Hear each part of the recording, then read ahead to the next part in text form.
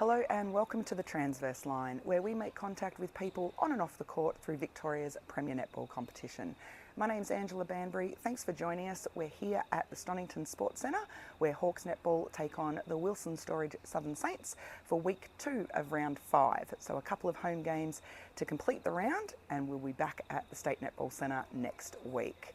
So we'll grab some coaches, players, umpires, bench officials, parents, supporters, whoever we can find at the side of the court, and we'll hear about their netball journey. So thanks for joining us at the Transverse Line. Let's have a little bit of fun through netball.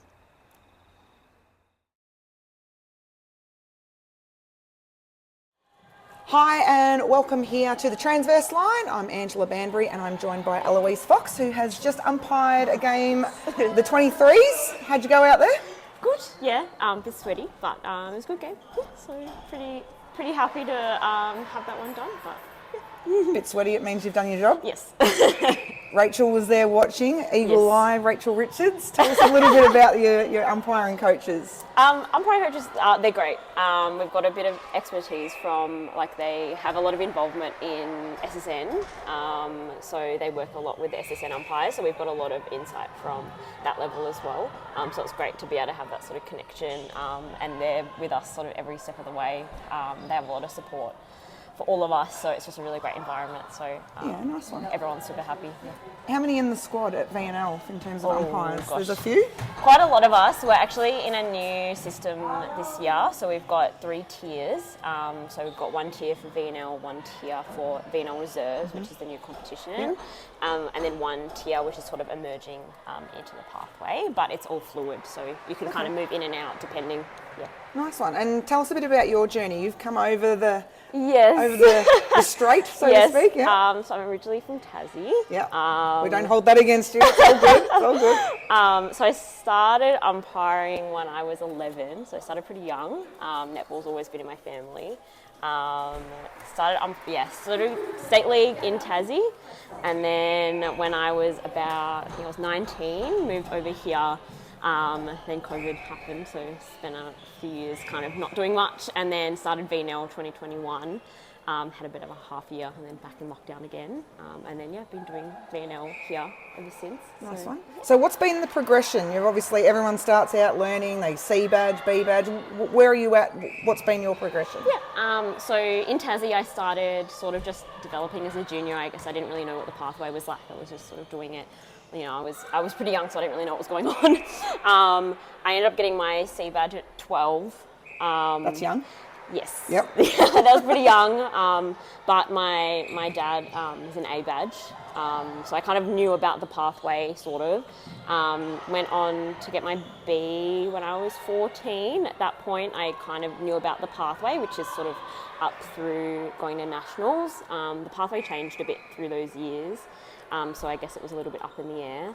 And then got my A in Tassie, I think I was about 16. And then I ended up going to nationals, which is kind of the next step in the pathway for umpires, as a Tassie umpire. So I went 2 years there. And then that's when I sort of got introduced to a lot of the high performance coaches. So I met Rachel for the first time, like Sharon, Kelly. Yes. And then Exposed to some pretty good umpiring fraternity there. Yes, and then I met a lot of umpires who now do SSN. So I met Tim, and I met a lot of umpires now who are up doing SSN at the moment when I was pretty young. And then now being in Victoria, I've honestly just been really grateful to be exposed to this level of netball. Obviously it's quite a different calibre of skill level, so just being able to improve my umpiring on this level, and sort of stepping into this level of champ and even 23s, just the level of skill is just completely different, and it's just every day I'm just learning new things. So yeah, nice one. Do you have a goal in mind in terms of where you want your umpiring to go to? Yeah, I mean, I think at this level a lot of us are obviously aspiring for sort of SSN type level. That's kind of a big step for a lot of us. It's a big pool and it's a large, it's quite a competitive area. There's not many spots, let's be honest. No. If you think of how many players are out there at SSN, and there's only 2 umpires on the court, 1 reserve, and you've got umpires from every state all competing for spots, and we have to all start at nationals and then go through that pathway. But honestly, I think it's just the mindset of, we can just be the best we can be, and you know, if we don't get those spots, you know, in the end, it's just we can just keep going out there and just improving on what we are to deliver the best of our skills to deliver the best game for the players, and that's all we can do. Really. Talking about the players, how do you have that relationship with the players as an umpire? It tends to be, well, you know, a bit standoffish, but I guess developing a rapport with the players is pretty crucial. Yeah, I think in Tassie it was a bit different because it was smaller, so everyone kind of knows everyone. So you can sort of, everyone kind of knew everyone anyway. Here, I think I really I like to develop that sort of relationship with players, and I really do like to have that sort of connection with them, and I really want players to know that we're not scary, and especially especially working with especially the state teams, the younger players, they do think we're a bit scary and they don't really want to approach us, but we want to work with players, and as umpires, that's kind of our big thing, is that we don't dislike players. I think a lot of players have this kind of idea that we want to tell them off and penalise them. Yeah, and like we're out there to get them kind of thing. But, you know, we're there just to deliver a fair game, and we want to see the best of their skills, and we're in awe usually on the sideline of their abilities. Yeah. And we want to be able to, the only way we can do that well is to have that good connection with them on court and off court as well. Yeah, absolutely. So same with the coaches as well. So any chance we can get, really, we love to just be able to have that connection with the players and the coaches. And, less whistle, the better. Yeah. In terms of now, where do you see this program? Like, obviously, Netball Vic invests a lot of money into the umpiring fraternity. How do you see it continually develop? Like, as I said, you've come from Tassie. What makes netball or the umpiring so good in Victoria? I think, obviously, like, there is more money here, more resources. I did a program, Elevate, last year, which was post-season with the state players. We have access to gym, strength and conditioning. I think, honestly, just the access to high-level competition to umpire on, like, you can't develop your skills without games to umpire. Yeah. So I think just being able to access, like, this level of competition is such a big... It's just like such a good opportunity for any umpire. Even like obviously Tassie, it's like a little bit rural technically, and obviously the skill level's a little bit different. So maybe even in Victoria, just those more rural areas, them being able to have access to, you know, have the ability to come and umpire like high level games and high level coaching and spread that sort of knowledge further out. I think that's really important. Yeah. Do you umpire anywhere else other than Wednesday nights V&L? At the moment, no. I do like practice matches every now and then when I'm asked for certain areas. I won't say where, but... I'm sure there'll be a lot of people now just trying to get your phone number to get you to umpire more matches. But yeah, I have in the past, every now and then I do like some associations. Yeah. But yeah. Yeah, awesome. What's the best piece of advice you've been given in terms of your umpiring? Honestly, it's probably just trust your gut. Just trust your basic skills. I think one thing, kind of stepping up into a slightly higher level, you get really nervous, especially like going from Tassie to Vic. You get like, it's just kind of this shell shock of like, oh my God, like this level, it's so intense, there's so much happening. Yeah. But you've learned all of these skills that it's transferable, and if you just apply those skills to the same level, you'll be fine. So I think it's just trust your gut, use those basic skills that you've been taught, and you'll be fine. Nice one. If you were to give a piece of advice to a young umpire, so someone coming through the ranks and they want to umpire here one day in V&L land, what's the advice you would give them? Just stick with it. Like, be confident. I think as a young umpire, it can be really hard, especially, I think Netball Vic and I think Netball Australia are doing a lot to, you know, protect young umpires. Yeah. But, it can be really hard, you know, picking up a whistle, especially as a really young umpire, and giving it a go, especially with, you know, hearing everything from the sideline. And, you know, I know a lot of people who've put it down because of, you know, the experiences they've had.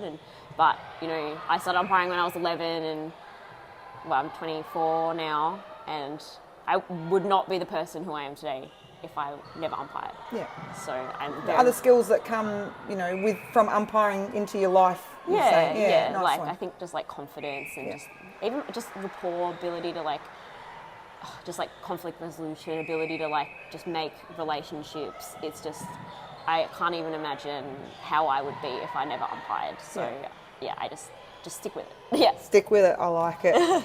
Thanks for joining us on the Transverse Line, Eloise. We have a little gift from Energetic. They're a nice little sponsor, so a little gift for you. But yeah, all those who are in the umpiring land, as Eloise just said, stick with it. You never know what you can get out of your umpiring. Thanks for joining us. Thank you. Welcome back to the Transverse Line. I'm Angela Banbury. I've got Roz here from Hawks Netball. Tell us, Roz, about your role with the Hawks and what you do. So I'm the administrator, so I do all the admin for us. We have committee meetings. I'm part of the committee, and the conduit between Netball Victoria and the Hawks Nice is one. me. Yeah. Home game tonight here at Stonington. What does it take to put on a home game? Well, it takes a lot to put on a home game, and it takes a lot.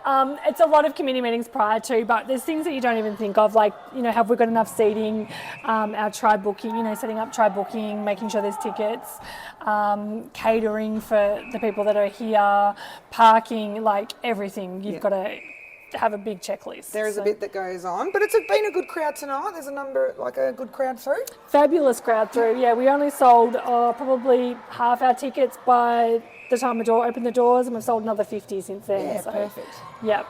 And it's a good rivalry between Hawks and Saints, obviously. Yeah, Hawks and Saints have been doing home games together for quite a while. We're just down the road from each other. We sort of work really well together. They look after us when we come there, and we look after them. So it's a great relationship. Nice one. Tell us a bit about this venue, Stonington Sports Centre. It's lovely. It's beautiful. It's a beautiful venue. It's got beautiful big fans in here. The air's great. The courts are beautiful. We share it with basketball, but we seem to get our own time. Good. And Stonington Netball, push for netball to be netball only. So shout out there to Kate Campbell. Yeah, Kate Campbell, you're a ledge, as are the whole Stonington committee. So they've been really welcoming. It's given us a home that we haven't had before. We were very transient and having to pack things up and take things away. We've got storage, we've got a home, we can have meetings here. It's just been fabulous. Yeah, the Hawks have been on the move for a number of years across different venues, so it would be nice to have a home base. It is great, yeah, and I think it's something that in netball that we really lack. We don't get to go to our homes like the footy and, more footy netball league, but we don't get to do that as netball clubs. I think we're just very transient, so it's really great to have a home and be embraced by the centre. Nice one. So how many home games do you get a year?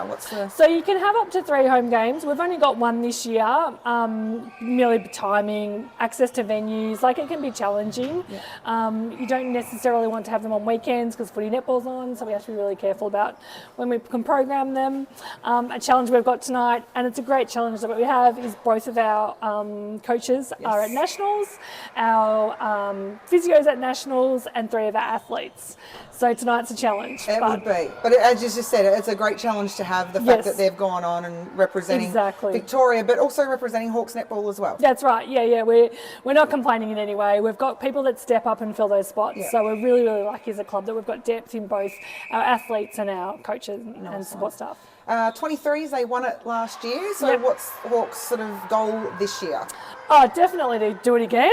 Back to back. But it's been a massive turnover in our 23s, and shouldn't say turnover, elevation. So a lot of I think 5 or 6 of our 23s have been elevated to champ. Fantastic. So that's what we're big on, bringing up tonight. We had 2 girls make their debut in 23s tonight. So we're hoping that we'll get a bit more rhythm towards the end of the season. Love it. It would be remiss of me to not talk about Shane O'Sullivan when we're talking about Hawks Netball. 100%. We love Shane-O. Yes. How does he go about things? What's he like as a president? Shane-O is just, nothing's too hard for Shane-O. So we go, this might not work. And he goes, we'll make it work. We'll make it do. Something will happen. So he's our lifeblood, and he keeps telling me that he's grooming someone else to be him. And I'm like, no, you're not. Yeah. He just, as I said, he makes things happen. He'll go and talk to people. He'll, if a roadblock's put in front of you, he'll step in. He's just been such a great support. Yeah. Absolute ripper, Shane-O, and he's been around the club for a long long time. Obviously, his daughters came through, Yep. and he's still here. They're not, but he is. That's right. We won't let him go. We won't let him go. Love it. Absolutely love it. So again, here for the home game. The champ's playing at the moment, so I don't want to keep you here too long. Yep. You need to get back and draw about 20 raffle That's right. prizes as well. But Yep. thanks so much for joining That's us all right. with the Transverse Line. Really appreciate it, Ross. No, thanks for having me. Thank you. Thanks. Thanks to DHM Talent Management, we'll finish round 5 with a couple of home game scores, and it was Hawks netball in the 23s getting the win over the Wilson Storage Southern Saints 66-49, and Melbourne University Lightning getting the win over Western Warriors 56-45. In the championship division, it was a nail-biter. Hawks netball, a 1-goal win over the Wilson Storage Southern Saints 52-51. And in the final game, it was Western Warriors 58 defeating Melbourne University Lightning 48. Again, those scores are brought to you by DHM Talent Management.